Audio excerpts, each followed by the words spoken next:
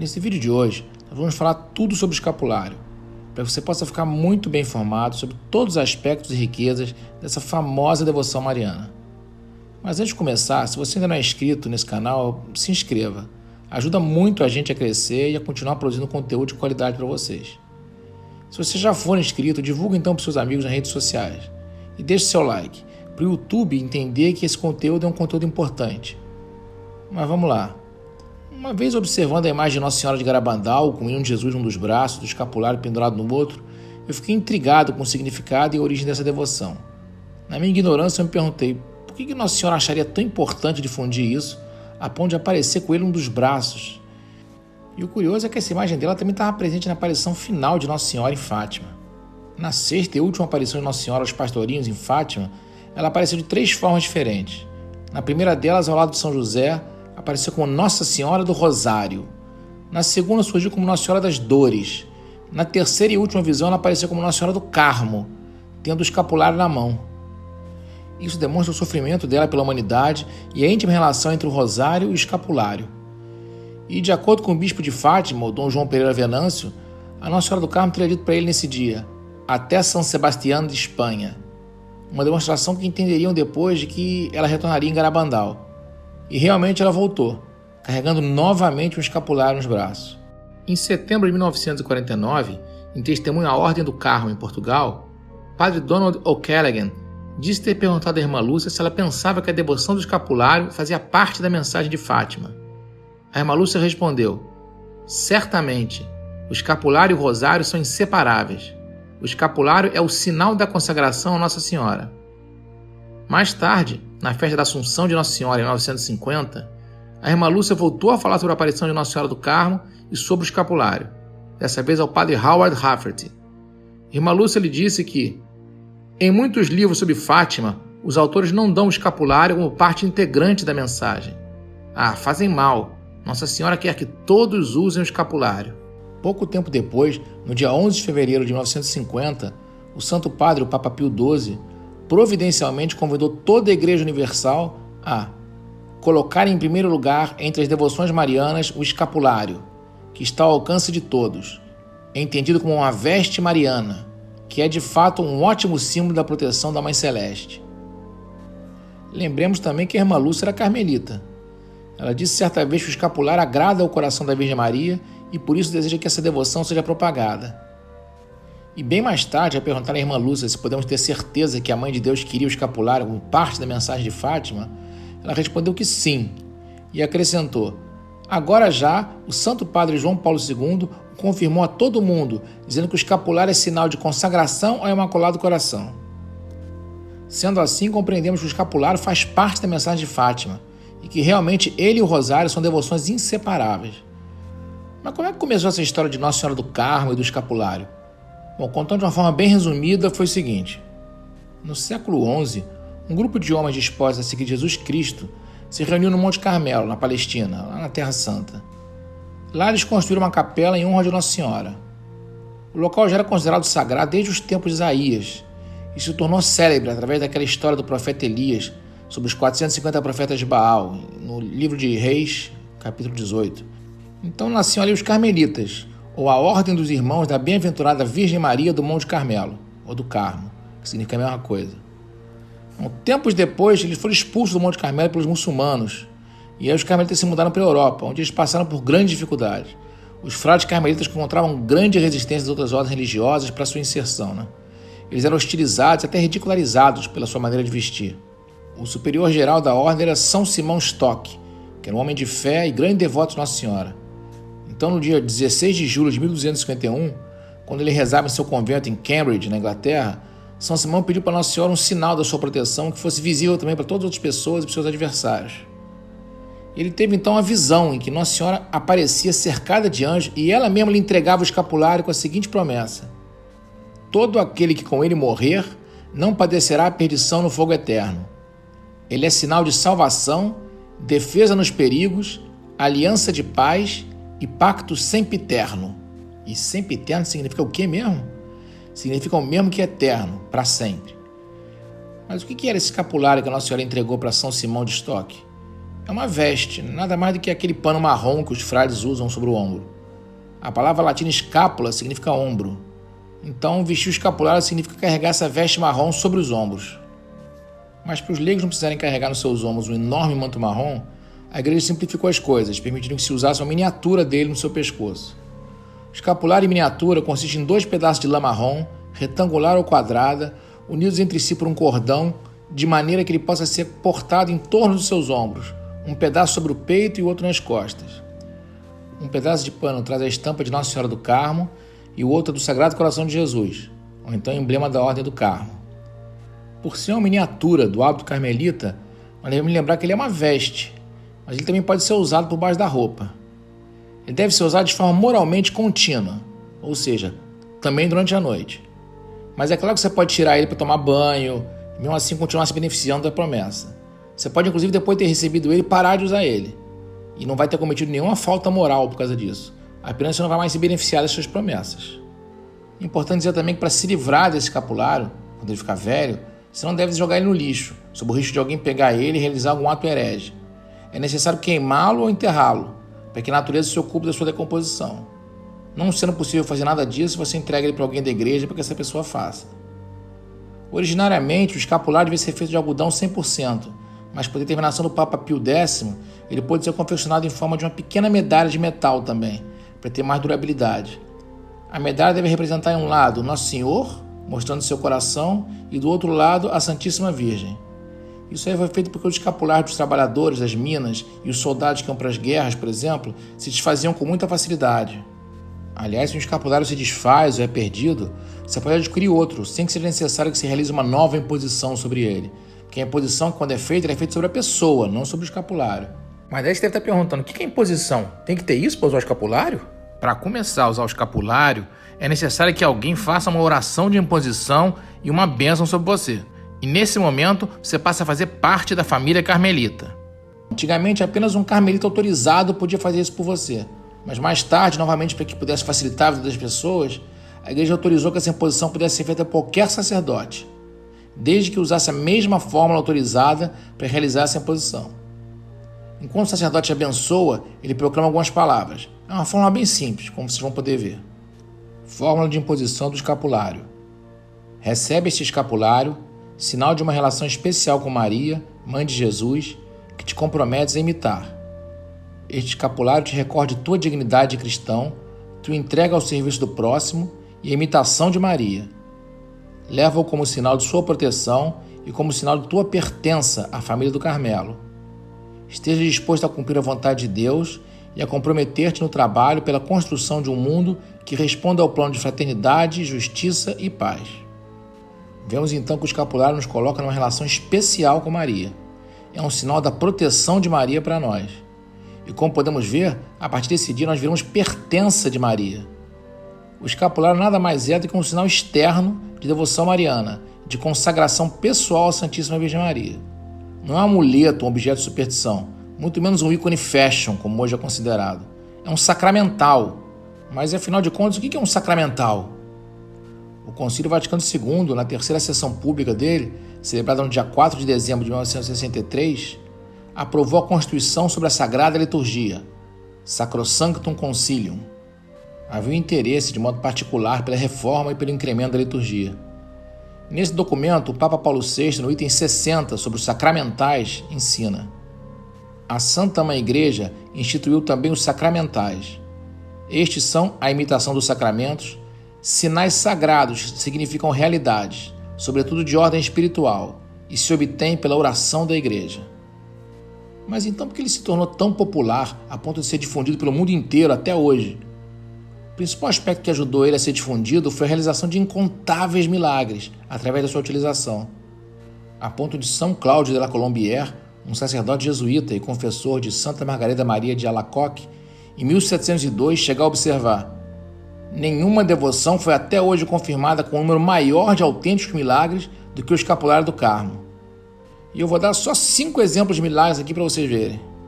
E vamos começar aqui pelo primeiro milagre que foi atribuído a ele na história.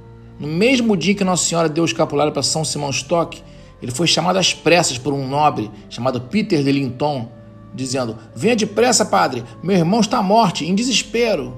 E São Simão Stock partiu imediatamente em direção ao moribundo. Quando chegou, o irmão gritava: não me fale em sacramento, se há um inferno, eu quero inferno, e o diabo, que ele venha buscar minha alma. São Simão então lançou sobre aquele homem o seu grande escapulário, pedindo à Nossa Mãe Santíssima que não deixasse de cumprir a sua promessa. O homem finalmente se arrependeu e faleceu na graça e no amor de Deus.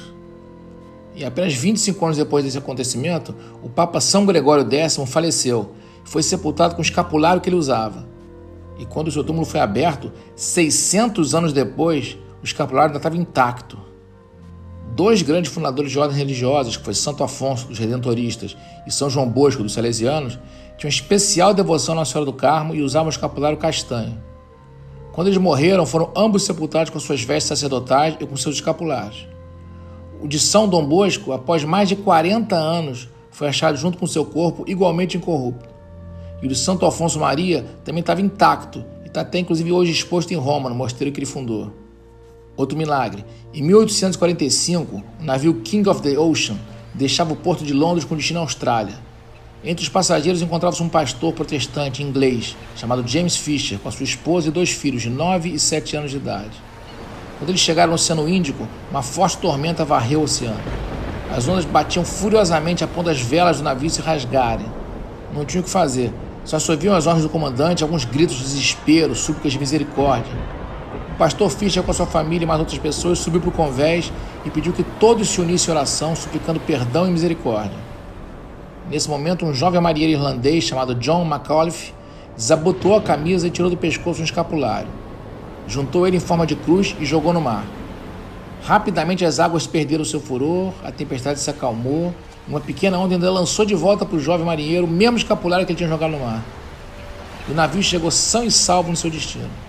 Com profunda reverência, o pastor e a sua família se aproximaram do rapaz e pediram que ele explicasse o significado daquelas peças tão simples de pano castanho. Ele contou sobre o escapulário e eles prometeram ali mesmo abraçar a fé católica, cuja protetora e advogada é a poderosa Virgem do Carmo.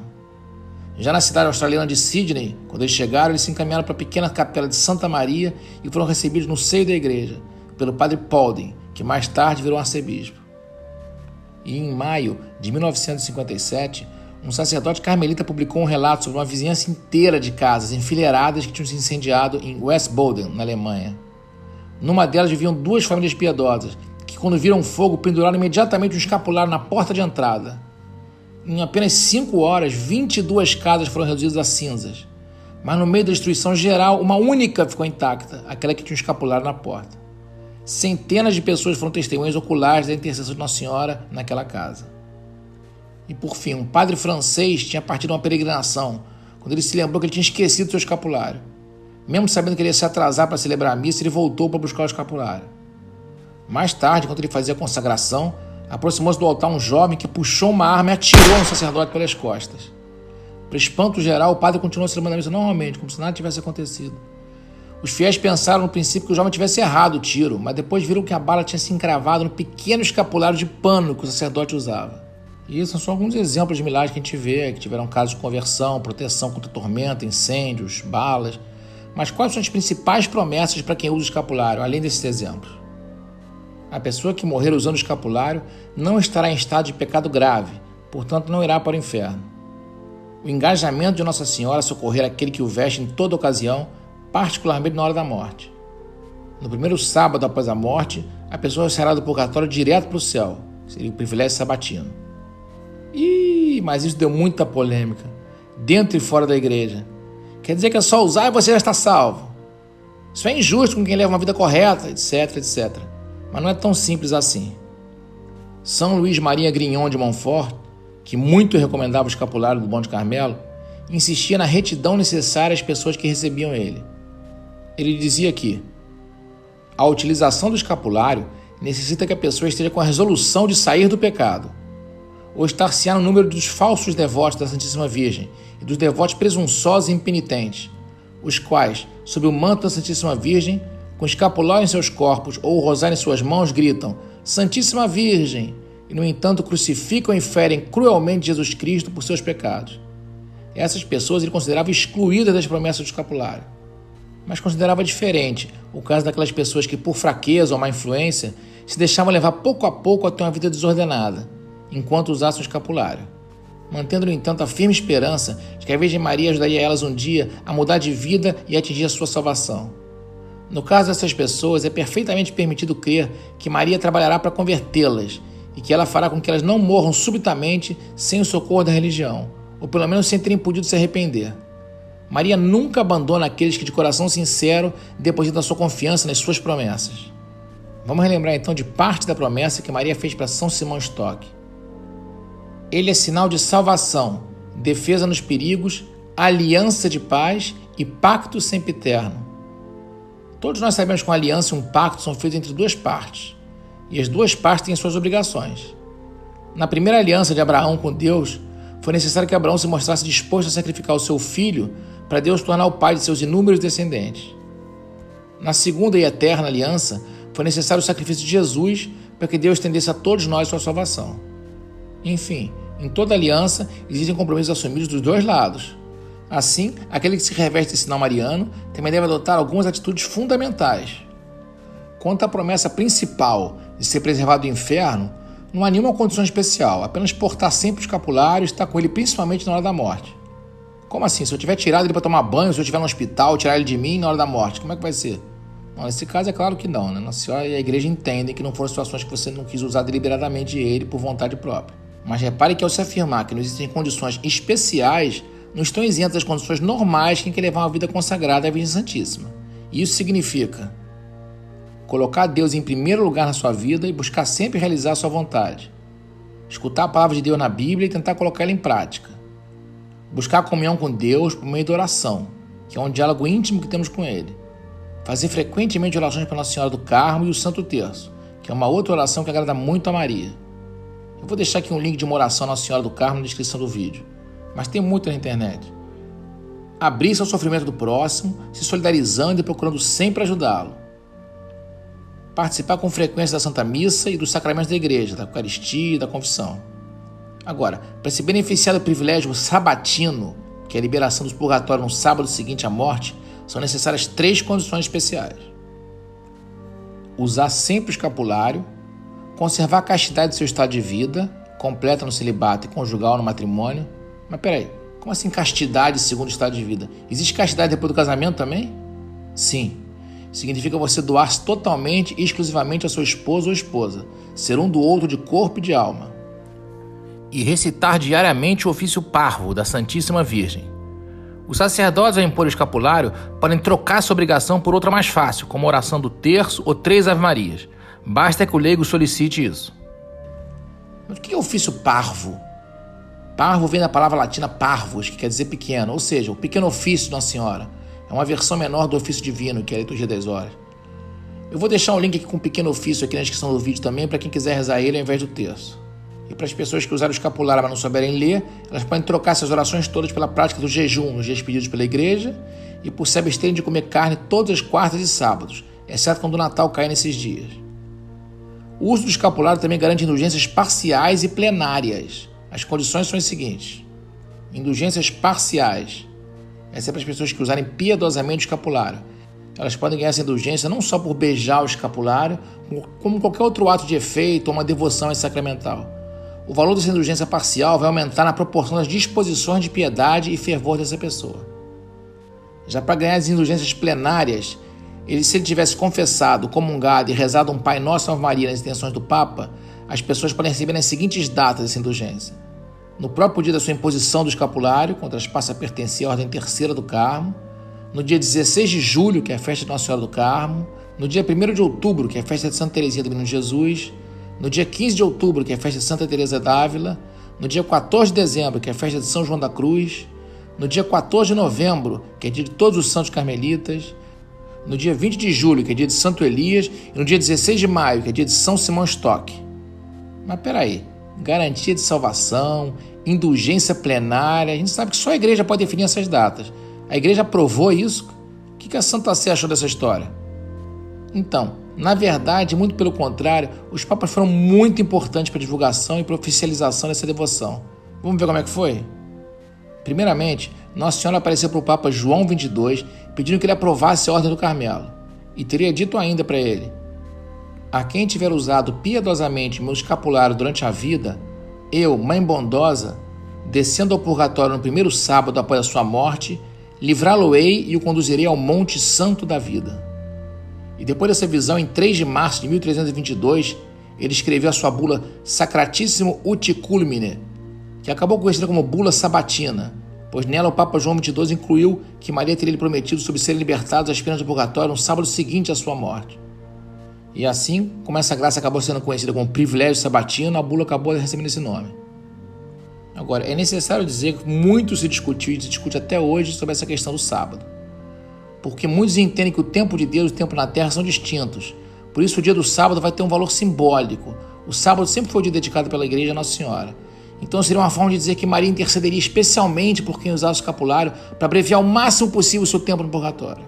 E não necessariamente o sábado em si, no tempo terreno.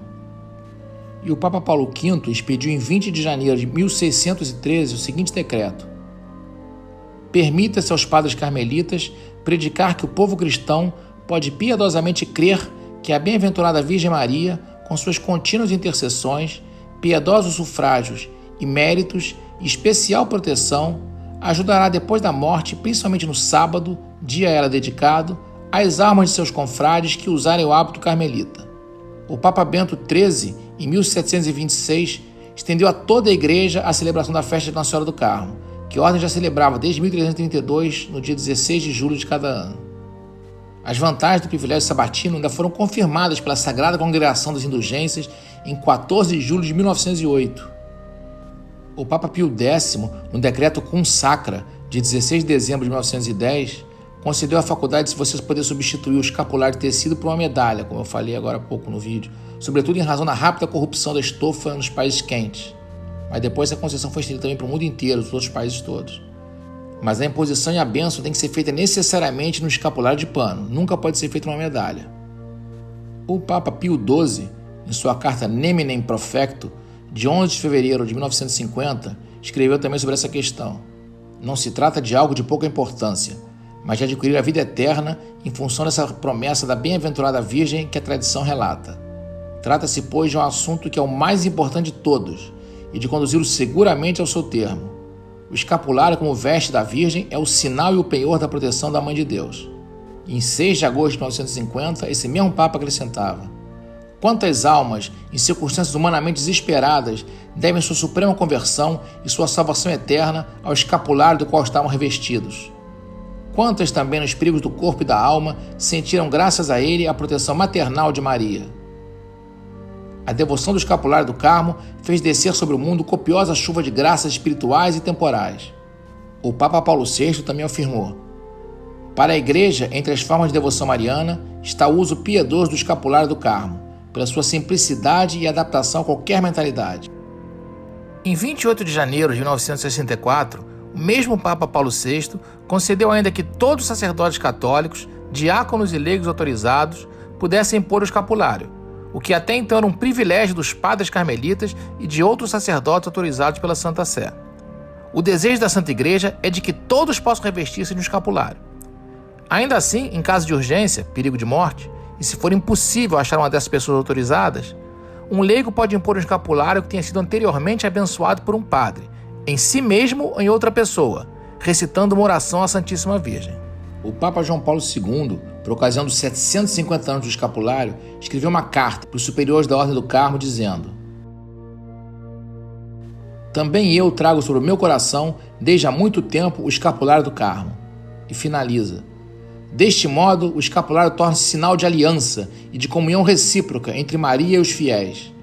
Na verdade, ele traduz de maneira concreta a entrega que Jesus na cruz fez a João, e nele a todos nós, da sua mãe e da entrega do apóstolo predileto e de nós a ela, constituída a nossa mãe espiritual. O Papa João Paulo II usava o escapulário desde os tempos de seminarista, que fazia parte da Ordem Terceira do Carmo e recomendava que todas as pessoas usassem. Ele dizia: quem veste o escapulário é, portanto, introduzido na terra do Carmelo, para que coma de seus frutos e bens e experimente a presença doce e materna de Maria, no compromisso cotidiano de se revestir interiormente de Jesus Cristo e de o manifestar vivo em si próprio, para o bem da Igreja e de toda a humanidade.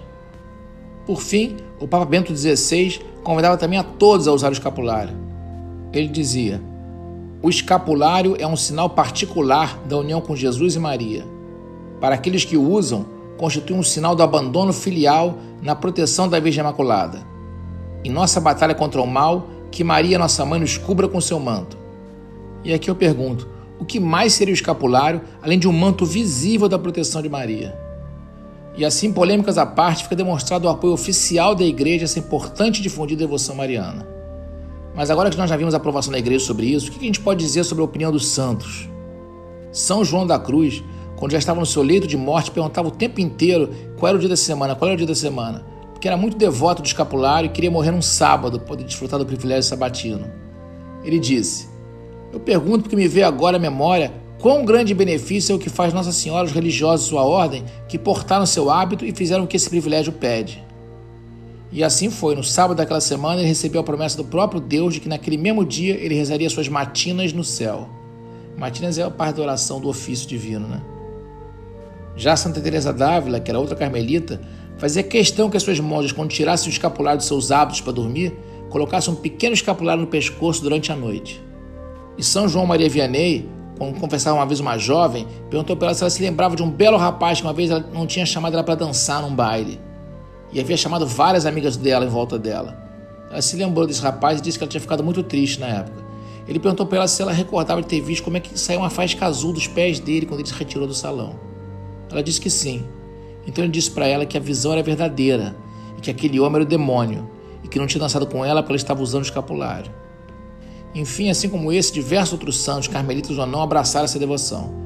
Por exemplo, Santo Afonso de Ligório, São Pedro Claver, São Carlos Borromeu, São Francisco de Sales, São João Maria Batista Vianney, São Luís Maria Grignon de Montfort, São João Bosco, Santa Maria de Jesus, etc.